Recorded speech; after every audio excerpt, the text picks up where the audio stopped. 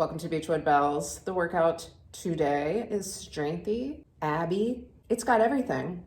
Cardio, you name it, we got it here at Beachwood Bells. The warm-up today is 2 rounds, 5 reps. Turkish sit-up, goblet squats, push-ups, and Cossack squats. We don't do those a lot, but when we do them good. The first circuit is going to be a 15-minute AMRAP, as many rounds as pretty, in 15 minutes of 5 reps of these 4 exercises. Chair pistols, for which you'll need a chair. Push-ups, for which you'll need a floor. Heavy Miller rows, for which you'll need a kettlebell or a dumbbell. And finally, dead stop swings. Also go heavy if you can. The second circuit will also be a 15-minute AMRAP. This time we're doing 15 reps each of single leg elevated hip thrusts. So you'll need a chair or a bench here.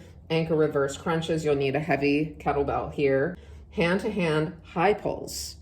Very interesting, we've never done these before. Circuit 3 is going to be a timed circuit in another way. It's going to be 3 rounds of 40 seconds of work followed by 20 seconds of rest. So you're going to set your app for 6 rounds total, 40 seconds of work, 20 seconds of rest.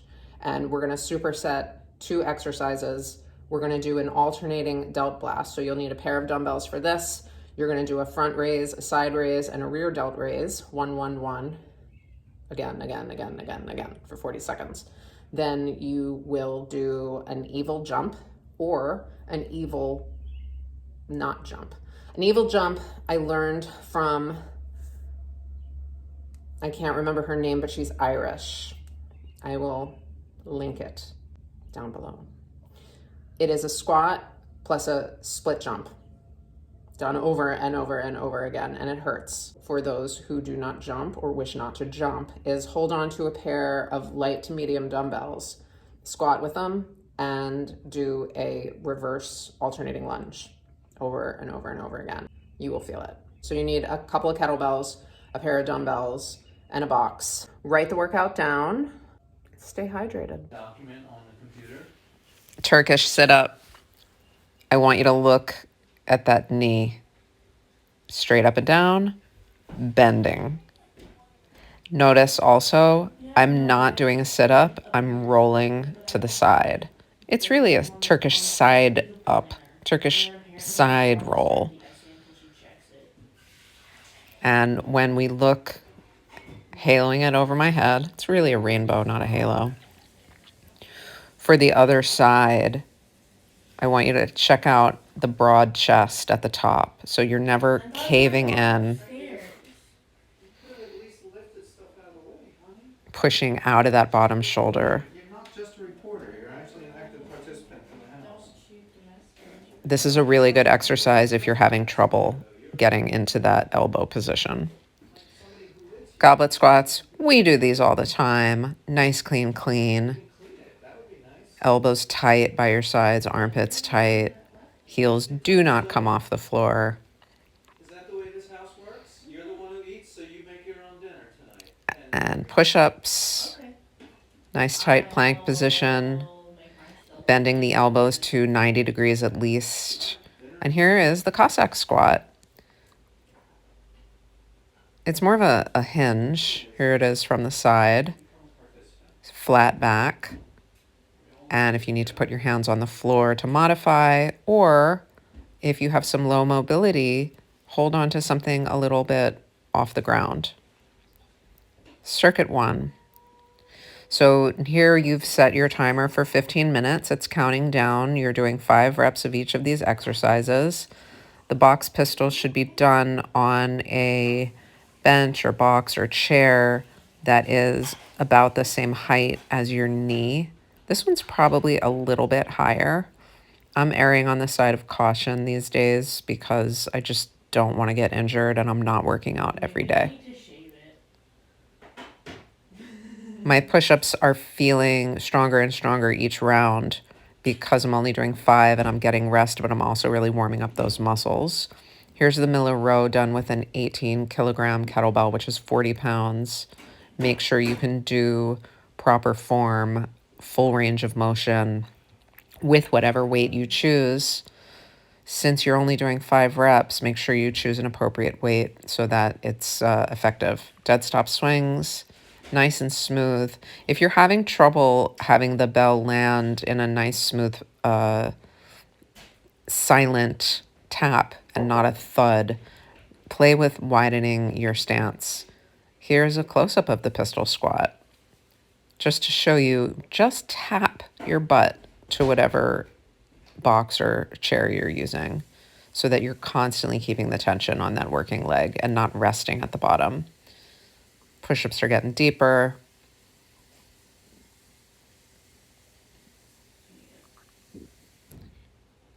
Miller rows. That hinge looks just like the bottom of a swing.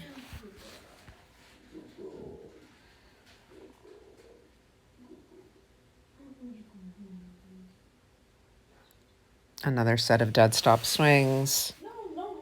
Did them a little faster this time, barely resting on the floor. But feel free to take your time with these and reset your lats and shoulders each time. All right, here's circuit 2. This is the single leg elevated hip thrust. You want to make sure you extend your hip all the way at the top of each rep. 90 degrees at the top where that knee is bent. Cantilevering at the bra line.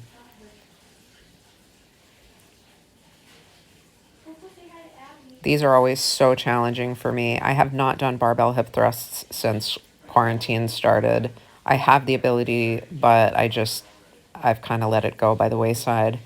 I'm fixing to program it for myself on the days that I'm not doing these workouts. This movement is so good to build your butt. So I had a lot of trouble on the ankle reverse crunch, and the reason is because I chose a really light kettlebell. The lighter the weight you hold on to, the harder the move is going to be. So think about that when you're choosing your weight. You can also hold on to a sofa or a bed frame, and the lighter you squeeze, the harder it is. The harder you squeeze, the easier it is. And you want to try not to extend your or raise your feet and hips off the ground too far above your hips, because then that's cheating. And you can see I am cheating a little bit, but I'm taking it slow so I can really use my muscles and not momentum.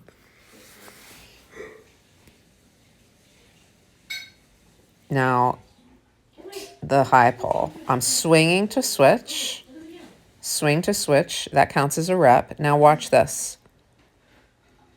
Okay, let's hope that it works. I'm taking it and switching it right at my chest level.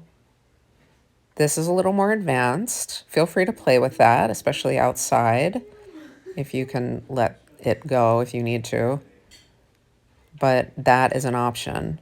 I could not keep count here because I was sort of learning how to do it as I was doing. I wound up doing 21 reps of this. So this is also the single leg hip thrust, and I wanted to show it to you from this angle, which granted is probably easier to do in terms of the equipment you have around your house, but it's harder to do in terms of how far you can extend your hip. I'm having a really hard time extending my hip as far as I did when my shoulders were elevated. Part of it has to do with the fact that I'm too close to the bench. So I'm scooching, I'm readjusting my positioning almost the whole way through this round, which is annoying, but sometimes that's kind of how it happens. And then you get used to it and you figure it out. But I definitely prefer how I feel with my shoulders elevated. I also feel it way more in my hamstrings this way. Here is circuit 3. This is our alternating delt blast, front raise, lateral raise, hinge, and rear delt raise. Here it is from the side. We do a lot of hinging at Beachwood Bells. So this was 3 rounds of this. I'm only going to show you 2 rounds, I believe. Then you rest for 20 seconds. Here's the evil jump. You can see mine gets slower and slower and slower. And eventually I just give up because I'm really not getting any air here. And I'm modifying and it's just not feeling good. So I'm going to grab my dumbbells. And I'm going to hold them with straight arms, squat with them in between my legs, and holding them like suitcases for the reverse lunges. I'm still feeling it. Plenty. Soft elbows. Remember not to row here. You're just doing straight up lifts, but your arms are not locked out straight. No, you know what? She's gonna leave if I do this, so I'm not going to. Choose a challenging weight that allows you to complete the rep with proper form. What? Do it.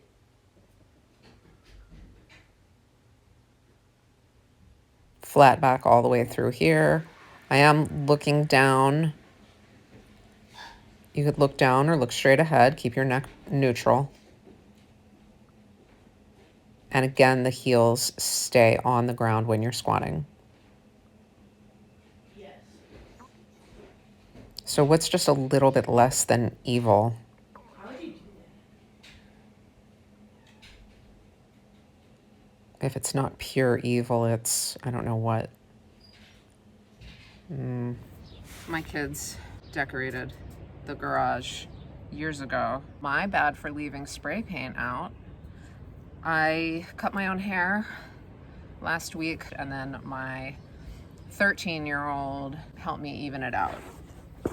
And now I'm thinking about dyeing it pastel pink, which my hairdresser discourages me from because she doesn't want to fix it. Thank you for working out with me. I was almost falling asleep on the sofa. I can't stop reading the news or playing Toon Blast or Breaker Blocks. I think that's what it's called.